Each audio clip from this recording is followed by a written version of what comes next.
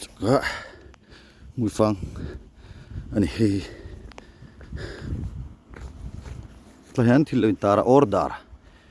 helai mun hi lir the engma lu phalani lo wai me mui phang branch chain thi ni e chupa alu the e chenu zo kan bo le kalu te nuam hla mai deng mai a ko tharau pui mai siamo oi kwal zelang e khai hi chu fa zero ve I bol local san lo awangin kan lo me eco club government primary school mui phang ti ni ma se he an kal san tlat tlain halna amon le tan pai khoma bol lo hi mak ve khop ram tina mu turam mai ni hey buai thak le mai e khai a hian kal ze li lai zel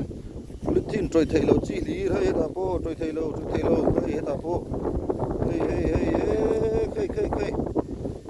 an nice as lova chi da na